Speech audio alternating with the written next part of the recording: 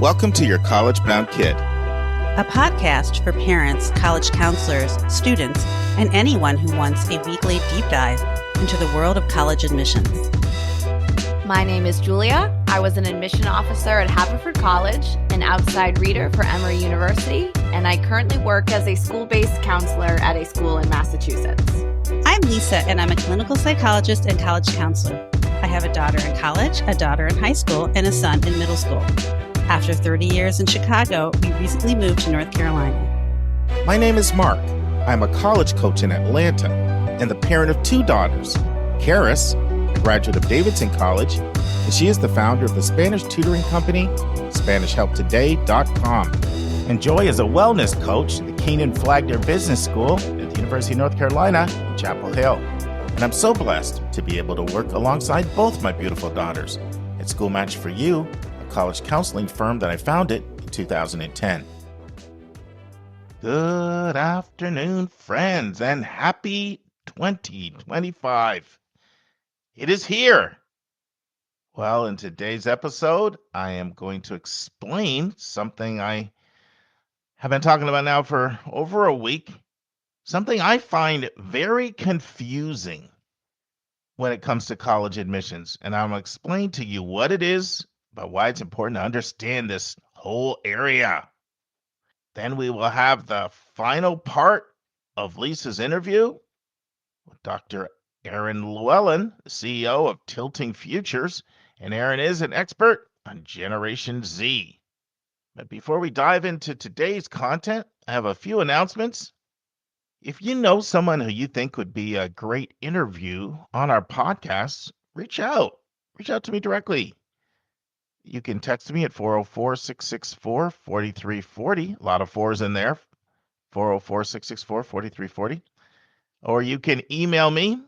Just email me directly at mark@schoolmatch4u.com. Or you can send a message on SpeakPipe, speakpipe.com/YCBK. I'm particularly interested in if it's someone that you know and you can secure the interview. You know, a lot of the time-consuming part of these interviews is getting through the gatekeeper, all the logistics, going back and forth. It's a lot easier when I'm reaching right out to someone and they're already like, yeah, I know who you are and I'm happy to do it and committed to do the interview. I will say this, we're very careful about our screening in terms of who we allow and who we put before you. For a while, almost on a daily basis, an independent educational consultant would reach out and try to get in front of our audience and hope to have an audience to speak to families and hope that they would hire them. I'm going to be more interested in someone who can provide real expertise on a topic of interest to our listeners, and that can include a senior level admission officer at a college that we haven't featured yet. If you know somebody like that, they're in your wheelhouse, reach out. No promises at all, but I just thought I haven't mentioned this. It could be a good way for us to pick up some new interviews. We've got quite a few commitments lined up for you for 2025, but we're always on the lookout for new ones. It's all about scratching where you're itching. Also, Counselors Connect, very exciting 3 weeks from today. I'm recording on Sunday. You're hearing this on Monday or Tuesday, but for me, 3 weeks from today, we kick off with our first meeting, and we got some good mojo, some good juice going. There are, however, maybe around 25 people we have not heard back from. And this could be a lot of things. It could be you haven't checked your email in a while, or it could be the email you gave when you went through the application process is not your main email. We had that happen this week with a counselor. Or it could be in your junk. So just check your junk email or alternative emails, because we want to just secure our first group and get ready to move forward. And for everybody who accepts our offer, there's another few steps that we want to take. It's all laid out very clearly in a letter that was sent. And the overwhelming majority of people who Habit admitted have already responded and secured their spot, and we're moving forward nicely. But we're excited about this. We've got big plans. One of the things I haven't talked a lot about, I'm really excited about. I want to thank Michelle, the co-host, for this. We're going to get Slack channels going. Now, Michelle was part of the original, what was College Counselors Confab 4 years ago. This is 2.0, the new and improved Counselors Connect. Slack channels are going to be great because what they're going to allow us to do is have ongoing discussions amongst ourselves through the month.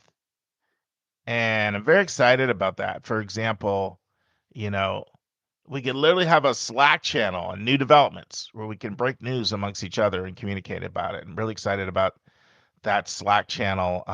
It's a vision that Michelle had originally, and to be honest, we actually launched it, and some people found it very, very valuable.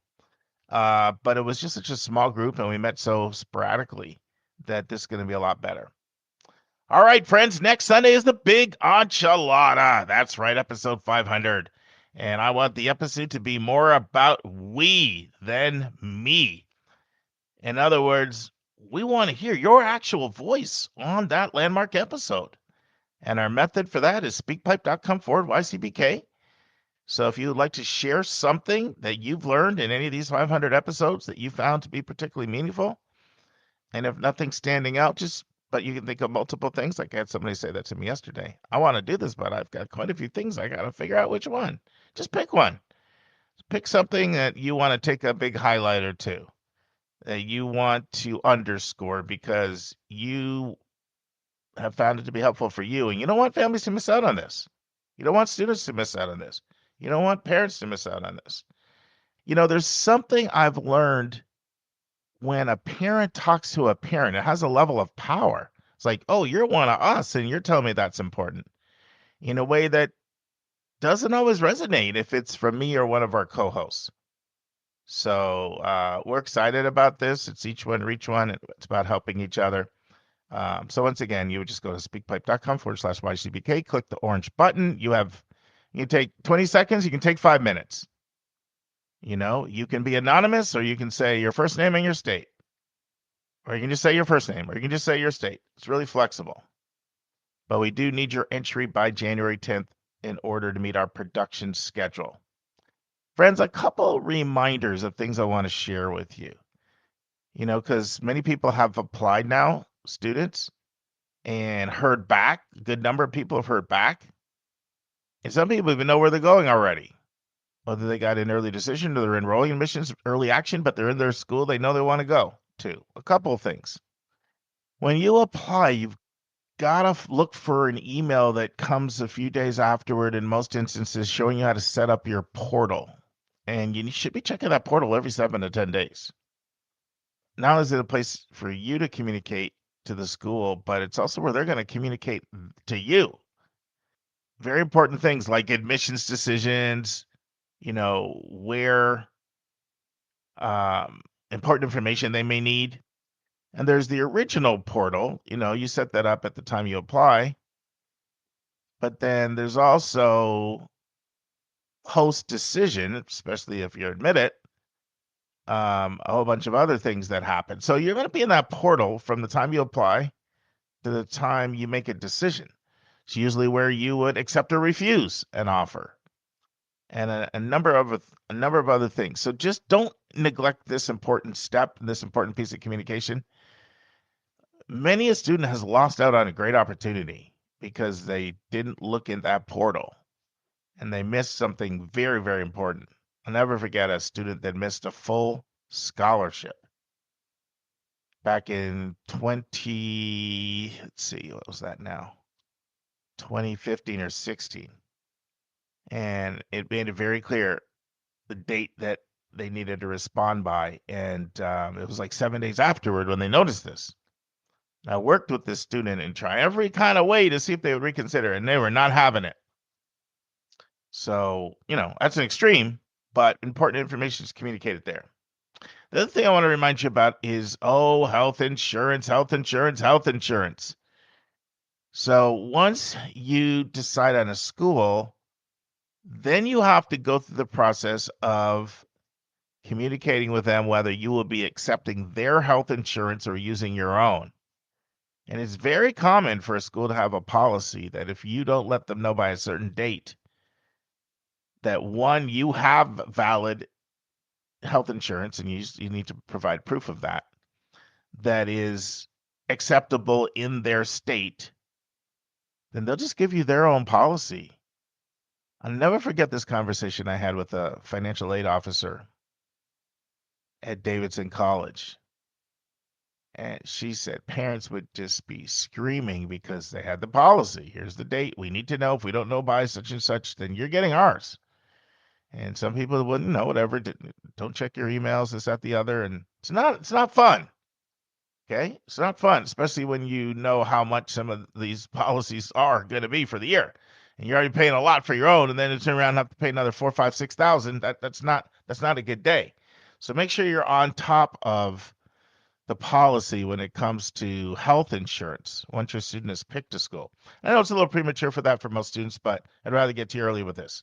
All right, let's dive in with the content, this mystery content I keep floating out there. Before I do, I want to share a story.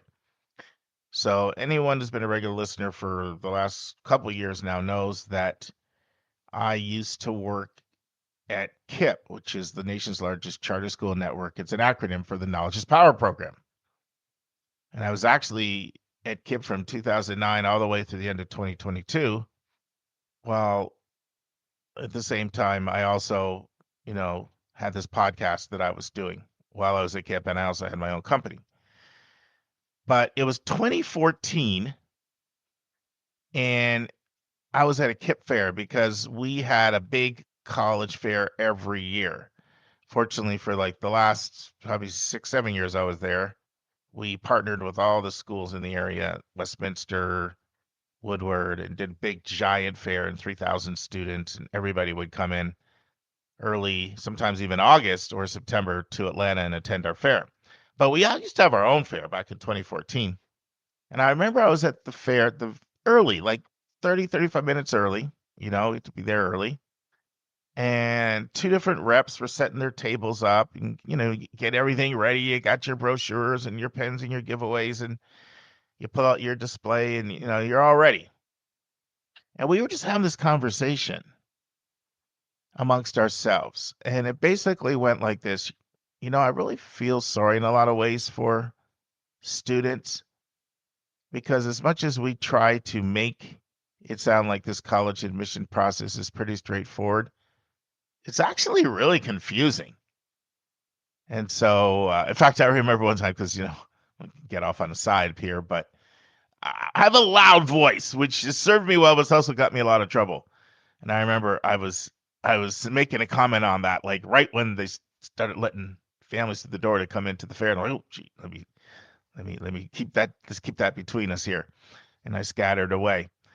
But it is and can be very confusing. So let's just look at a few components of it. Well, first of all, there's the basic concept of, is the school going to admit by the numbers and use like a grid or some combination of like test scores and GPA and rigor, or are they going to do more what we call whole person admissions? And once you know if a school does whole person admissions, which is more frequently referred to as holistic admissions, even if a school's holistic, you still have another 30, 40 questions you got to answer. Okay, because holistic admissions is defined completely differently by pretty much everybody, right? For some schools, it means test scores are mandatory. And for others, it means don't you dare send them here. We don't want them, and don't send them. And then there's the in-between position, test optional position. For some, letters of recommendation, extremely important. For others, to quote Andy Borst, we've had on the podcast, but he used to say this when he was at University of Illinois Urbana-Champaign before he moved to University of Georgia. If you send us recommendations, they go in the shredder. So it can get confusing. One thing, school is extremely important. Another place, it goes in the shredder. And then there's different types of recs. You got the teacher rec, you got the counselor rec, you got the outside rec. Some schools want them, some don't. How many do they want? Then you got interviews. Okay, some schools want them. Very important. They're evaluative. Other schools have them, but they're informative. Other schools don't have them at all. Some have them after you've submitted everything. Some have them as early as January of the junior year. And we've got demonstrated interest. All kinds of different shades of what that means to different schools and how they're using it or whether they're using it, or whether when they tell you they're not using it, and then you think, well, I guess it doesn't matter if I apply early decision or not. Demonstrated interest doesn't count. And then you find out later there's a big differential admit rate between people that apply early and not early. So I guess if I show my interest by applying early, it does matter. Then for these other methods, it doesn't matter. But then you start to hear different people tell you that it does matter. And there's all kinds of variations out there of what DI is and how it's calculated and does it matter? And then you apply and you find out there's an extra assignment waiting for you in the portal. All right? And there's a writing piece. You got schools for whom you don't have any additional writing at all, not even a personal statement.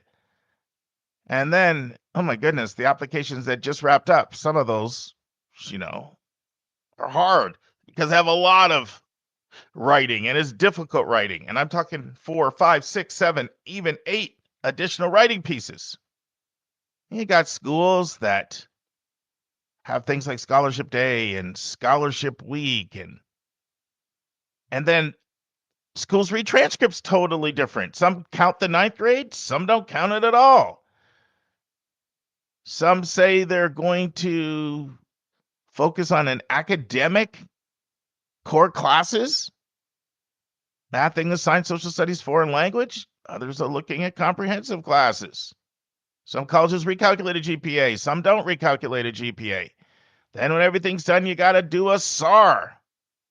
And then on top of all that, we haven't even gotten to the money piece. CSS profile, FAFSA, then the really complicated situations that people have with money that don't fit nicely or neatly anywhere.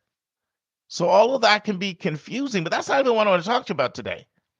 What I want to talk to you about is a very specific part of how decisions are made that I personally find confusing.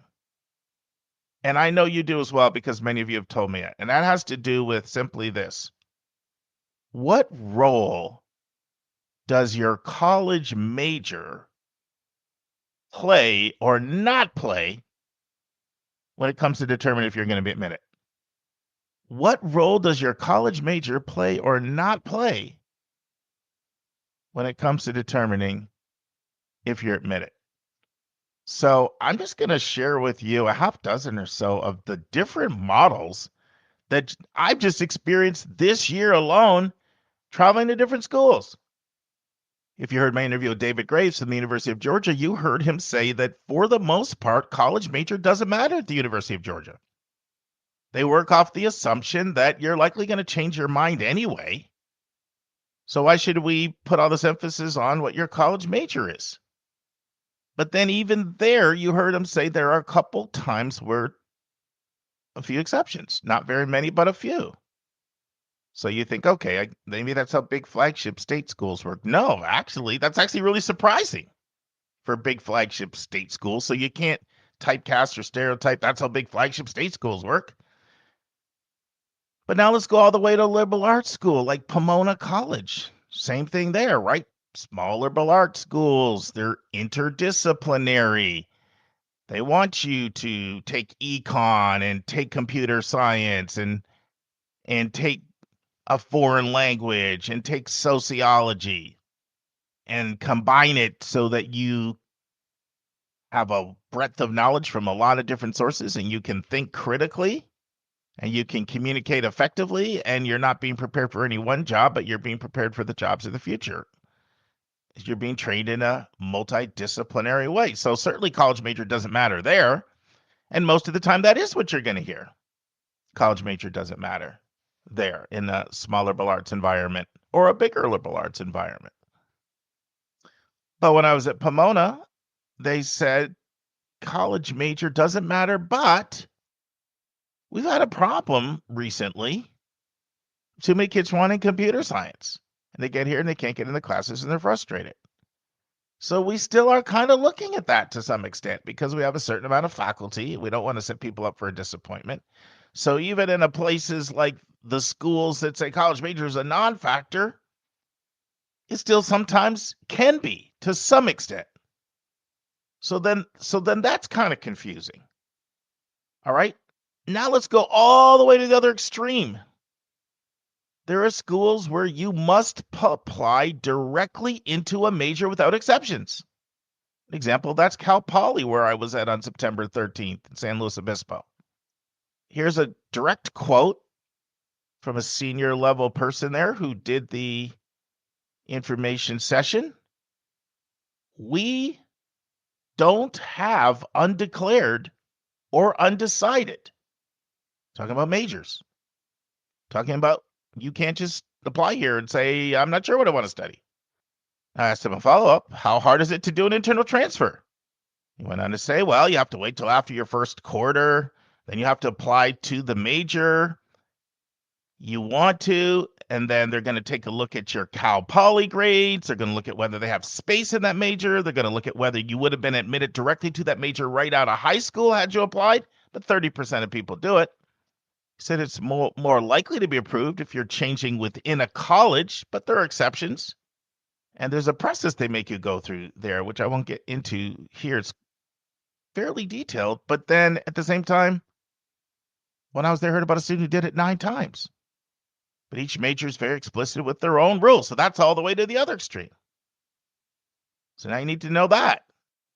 Then you have places where you apply directly into a major, but there's a workaround. At least some of the time there's a workaround.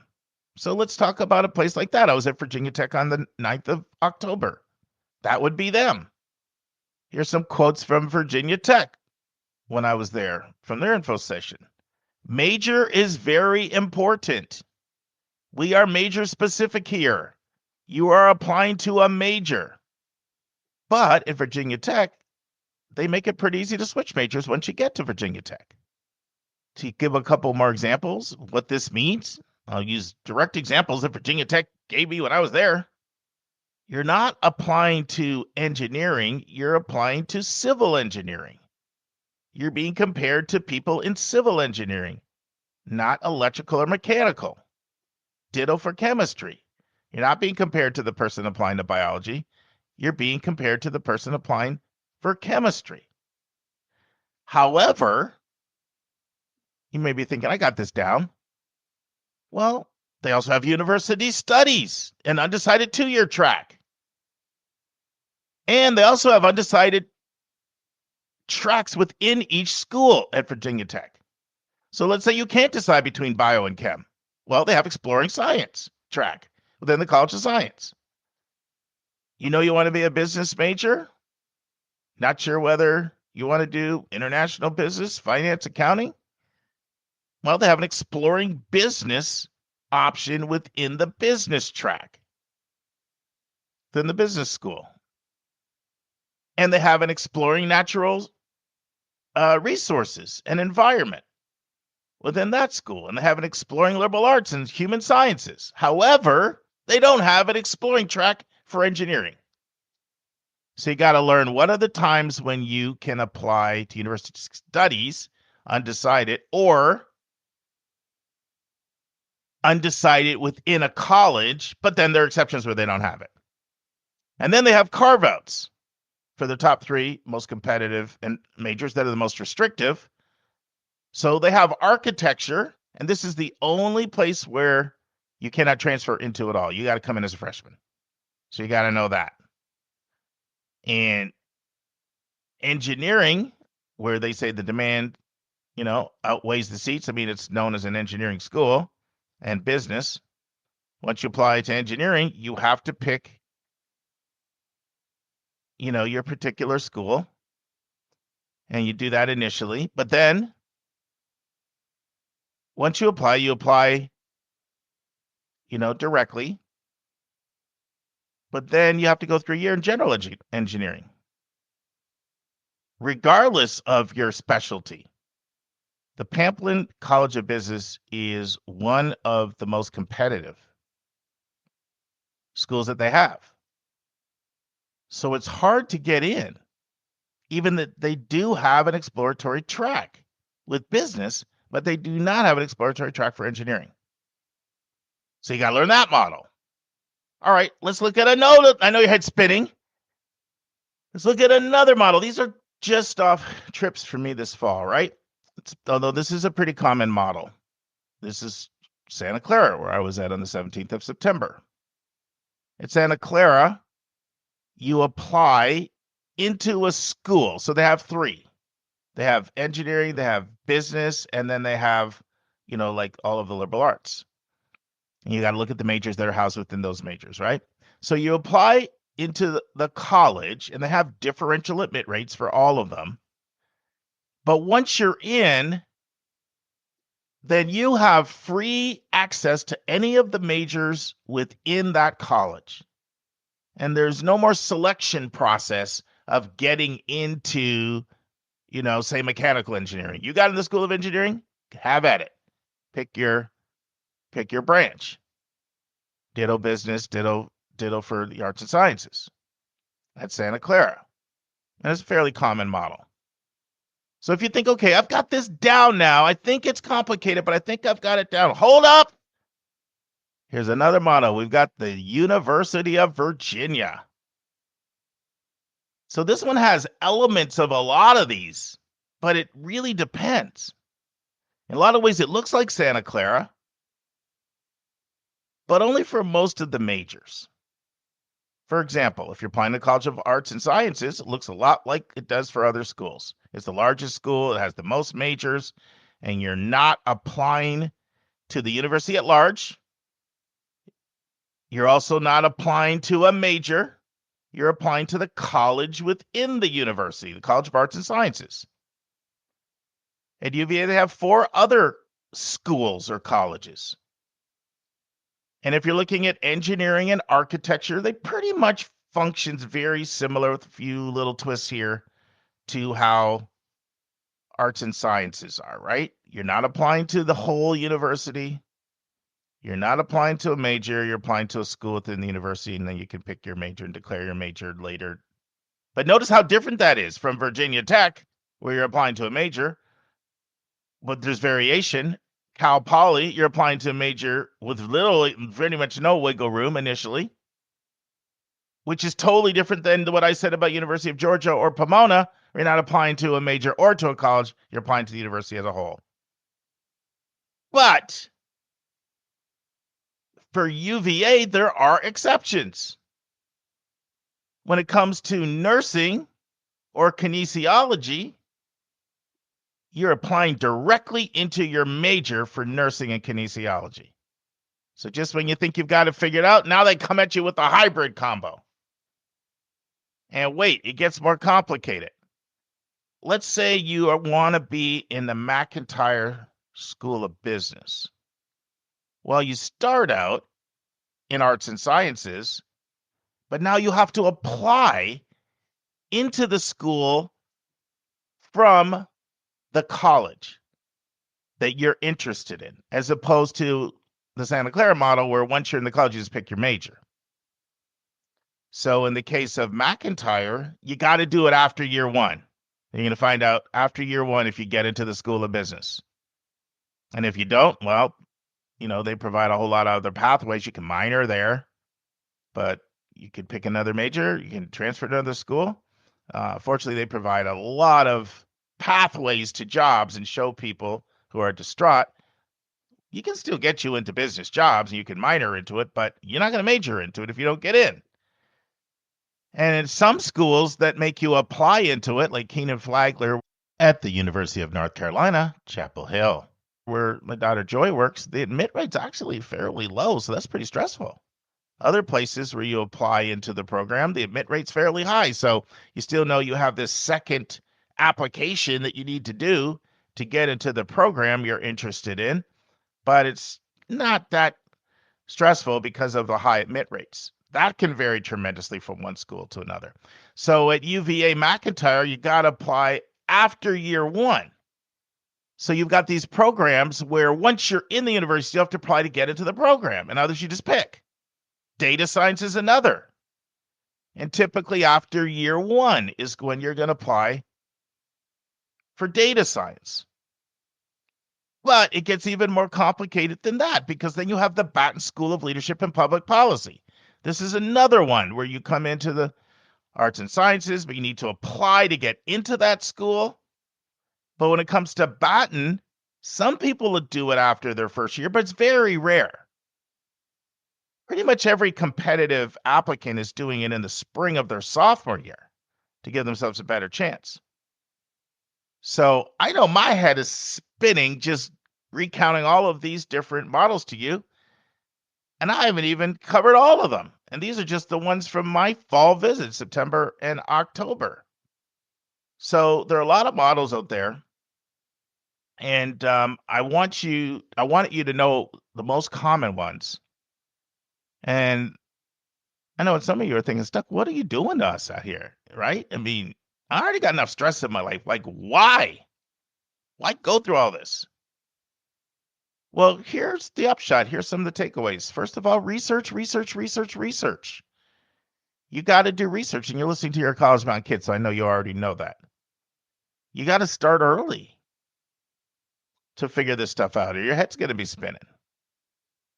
Here's another takeaway. How a school admits will give you great insight into how you will be evaluated. Did you catch that? How school admits will give you great insight into how you will be evaluated. And isn't that something we all want to know? Don't we all want to know how we're going to be evaluated? Let me give you an example. Maybe it will make it easier. If you know you're interested in UVA Batten School of Leadership and Public Policy, and you know that they're making decisions mostly in the spring of their sophomore year, then you already know that what you do at UVA in your first fall, freshman year, spring, and then sophomore year, fall, and then spring, you know that's going to have a pretty big bearing on whether you're admitted. Now you can delve into what they're looking for specifically.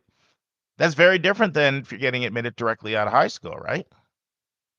Now, another reason why this is important is it can largely explain why a lot of decisions are confounding to people. When you hear, did you hear that Susie got in, but Jackson didn't? That's messed up. Every time when it comes to this time of the year, I start hearing those stories from my families. It's unbelievable what happened. Beth got in, but Rachel didn't. I'll tell you another real story from this year. So working with one of my students deferred at South Carolina. And, I didn't say this, but I was a little taken aback at first, because I really thought he was going to get in. His profile is significantly stronger than others who did get in. And then I remembered he's applying for international business. That's a tougher major at South Carolina.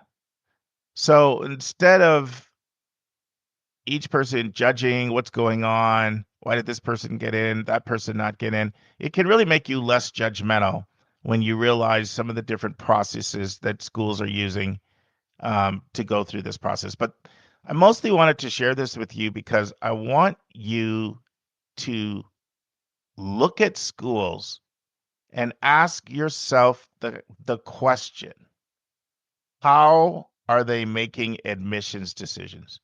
Beyond just, are they holistic? And what components of holistic admissions are they using? But very specifically, am I applying into the whole school? Am I applying into a college or a school within the university? Am I applying directly into a major? Am I applying into the whole school, but then I'm automatically admitted into the major? Am I applying to the whole school, and then I need to apply to get into the major I want? And if I have to apply to get into the major I want, do I do it after 1 year? Do I do it after 2 years? What's their admit rate? into that major that I'm interested in? These are all things that you want to know, and they can play a role in whether you even apply to a school or where a school is on your college list. And they can gently inform you how you will be evaluated. For example, if you know you're applying into a major like mechanical engineering directly at a highly selective school, like you have to do at Va Tech or UIUC, University of Illinois Urbana-Champaign, then you know that your Physics C grade and Calc AB or BC, first of all, that course is going to be expected for you to take it to be a competitive applicant, and you're going to have to do well. So individual courses can matter more. Scores in specific subjects can matter more. If you're applying into a college, curriculum, grades, and scores and trends will matter more for the subjects aligned with that college. And there can be a real differential in admit rates between colleges or between majors. And most of the time, they're not going to publish those admit rates for majors. And if I were them, I wouldn't do it either. I can't tell you how many people ask me, if I switch my major, will it increase my chances of getting in? Which is a fair question from an applicant. But if you're a school, you know that people are going to try to game their admissions and target majors that are easier to get in if you allow for that. So you're not going to share your admit rates. Now, some schools like Minnesota and Maryland, and I really appreciate this, by the way, they make it very clear to students, if you don't get in some of our most competitive majors like computer science coming out of high school, there is no internal transferring. So I'm going to close this section with a direct quote from Virginia Tech that hopefully will help you understand why I'm emphasizing this so much and why I wanted to take 40 minutes and provide some depth to cover this with you. But this quote comes from my visit on December 9th. Now, how can I quote directly? Because I recorded it. I recorded the information session, and I played it back in preparation for today. In fact, I played this back 8 times just to make sure every single word would be right, because if you're going to quote, you need to quote accurately. So here's the quote. Here at Virginia Tech, you're going to hear me talk a lot about major specifically. The reason I say that is because major is very important here at Virginia Tech. Now, don't miss this line. This is probably one of the key points I want you to take away after today. Now, don't miss the final line. And if you take anything away, it should be this. So hopefully you found this helpful. You don't have a migraine right now, but I personally find this confusing. And, when I was at Cal Poly, even after they explained everything, and I literally asked 5 questions during the information session, but it was a small little group, fortunately. There are only 3 families there. And then afterward, I literally circled around after the tour, went back and asked another half an hour's worth of questions. Just exactly about what is involved in switching your major. So this stuff is deep, but it's absolutely worth it. Otherwise, you run the risk of being very surprised in some ways that are unpleasant. All right, friends, so hopefully you enjoyed this. It's time to transition to the final part of Lisa's interview with Ellen Lewellen, CEO of Tilting Futures and an expert on Gen Z. And Erin is debunking myths about Generation Z. And now this week's interview with a special guest.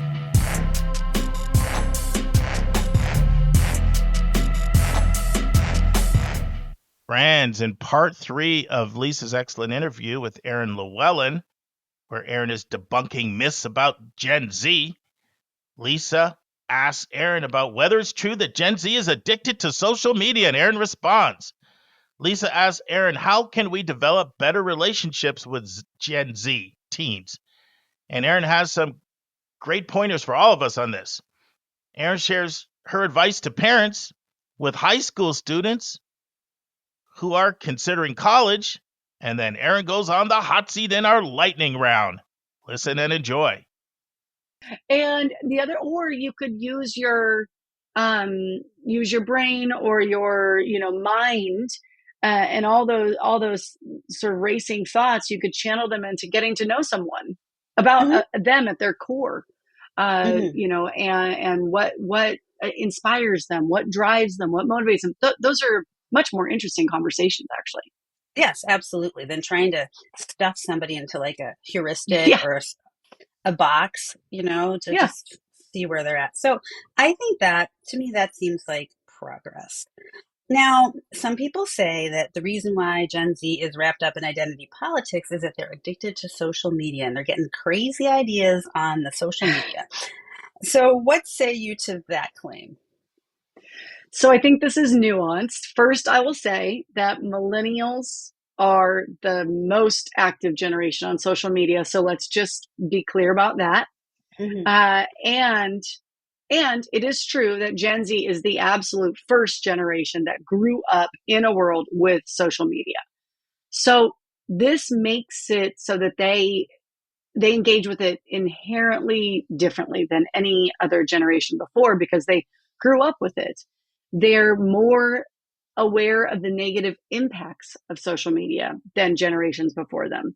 And they're more likely to use it as a tool than generations before them. And I think those are two different pieces that get at this myth of them being, addicted to social media as only a negative. And sure, if we're going to, we could kind of move away from this idea, are they addicted or not? And more say, how are they interacting with social media? And I think that it's important to know because they understand the negative impacts more than any other generation, they're also more likely to recognize when they need to take a break and they will put it away more than any other generation. So it's just important to note these nuances complicate this story in a different way. And they're most likely to leverage social media for things like organizing, community building, finding resources. And that's actually some of the most powerful positive impacts of social media. And that's what they understand and know how to use it for.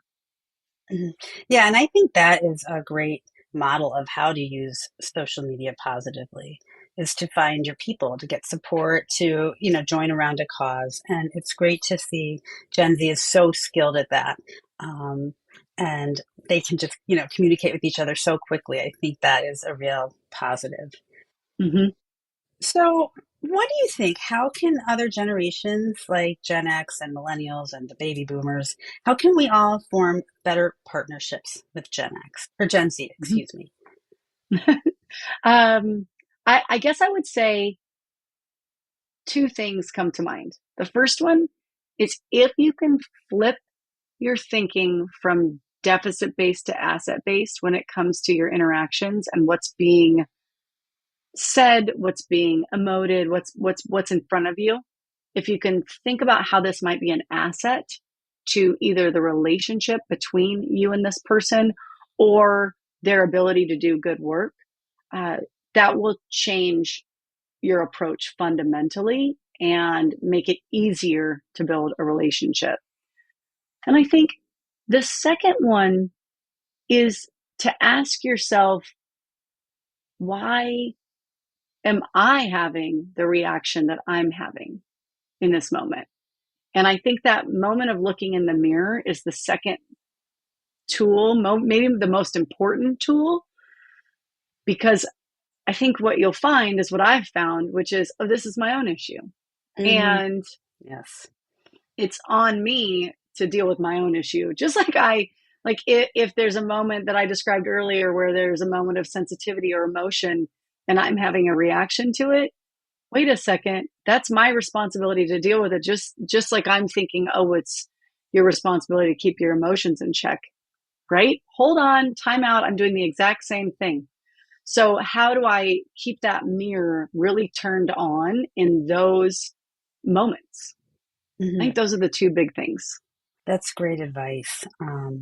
We also always ask our podcast guests to give advice to parents and students, as they're going through adolescence, the students and the college process, and the parents as they're watching, I guess. So, what advice do you have for those two groups of people?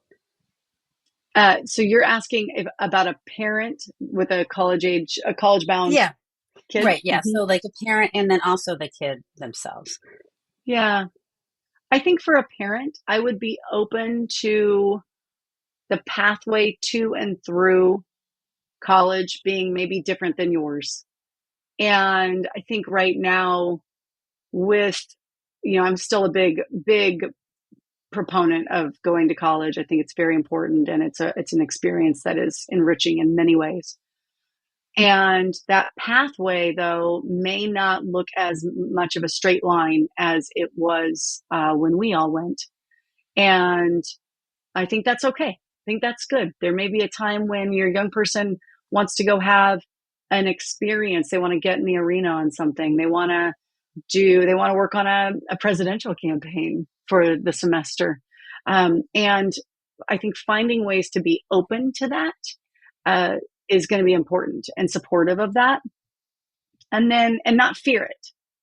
And then I think the advice I would offer to a young person is to not, let me rephrase this in the positive, to chart the path that works for you.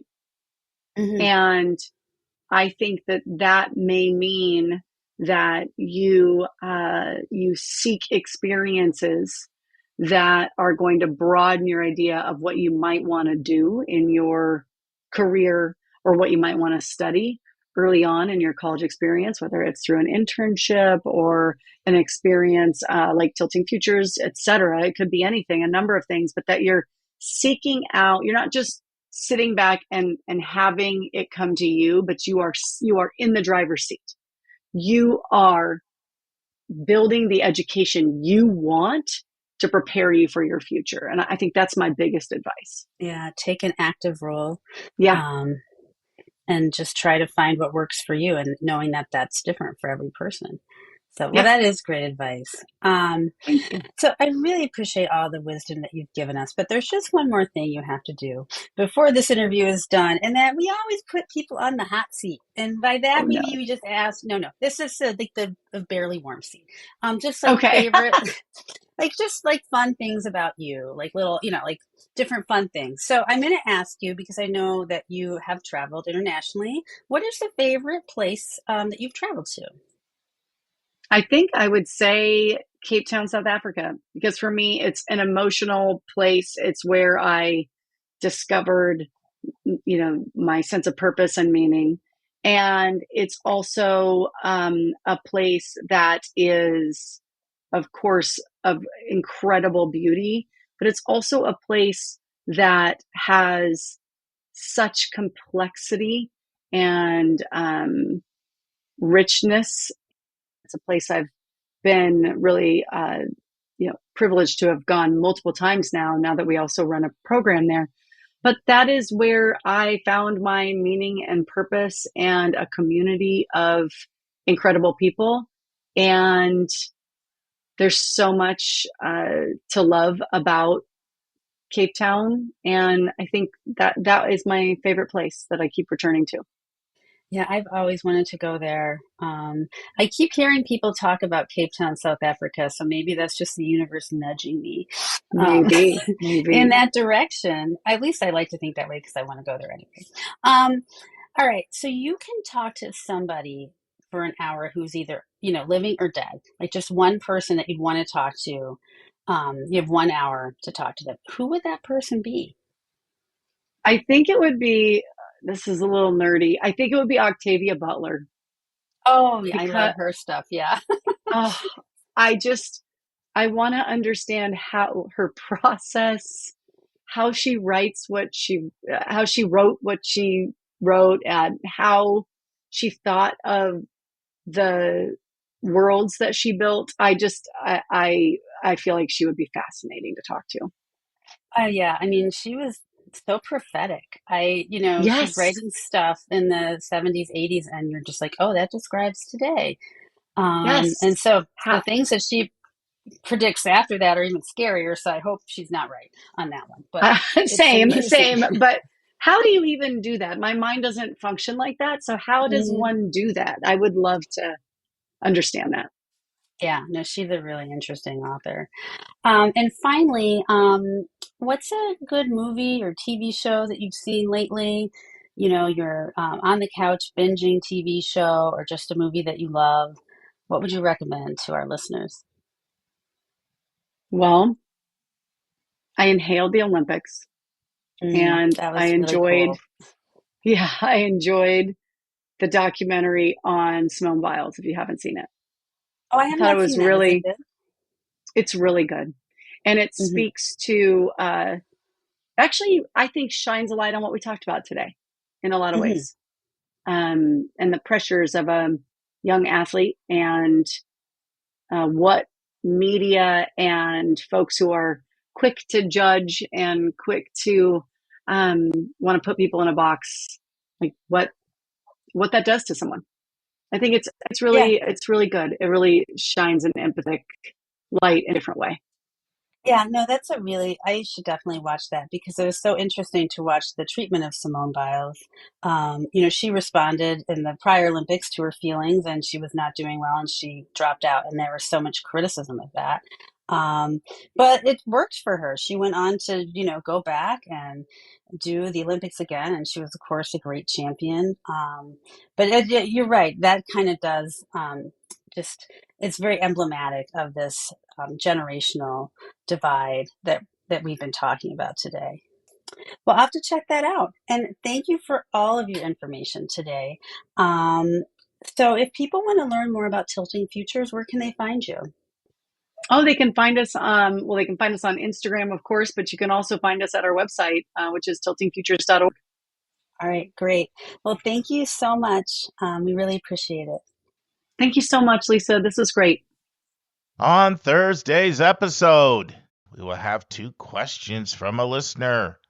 We will start out with Julia, who will join me to answer a question from Amanda, and she wants to know, I'm a do-it-yourselfer parent trying to build a college list for my student, and I've heard you talk a lot about being in profile. How can I know if my student is in profile for the colleges they plan on applying to? Then Susan will join me to answer several questions from Chris from Minnesota. And one of his main questions is, why do colleges judge my student through the prism of their high school? And then we have a brand new interview. It's with Rob Franick, who's the editor-in-chief at Princeton Review. It's a 3-parter. And we're looking at the insight you can glean from the 168,000 surveys that Princeton Review does on college campuses about what the culture of a college is actually like and how you can access that data and how you can factor that into your list building. And friends, no college spotlight for this week. It was New Year's when we were preparing and taking a week off of the college spotlights, but they will resume the following Thursday. And friends, for the new year, kicking it off, I have to start with one of my go-tos. It's not where you go. It's not where you go. It's what you do when you get there. It's what you do when you get out of there. That is what will determine your career success. Happy New Year again, and see you on Thursday. And that's our show. A big thank you to you, our listeners, for tuning in this week. If you find this podcast helpful, please follow us, and you'll get every single episode as soon as it is released. If you're interested, there are a few ways you can really support our podcast. You can click the share button and send it to your friends and acquaintances. You can help us pay our staff and our expenses by donating on our website. You can write a review for us on Apple or Spotify.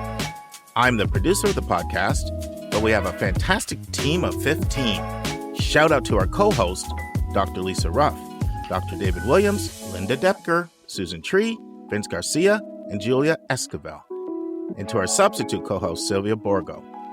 Our sensational sound engineer is Nemanja Motvich. Our amazing music is from Victor Allen Weeks. Marketing designs are from Kimberly Blass.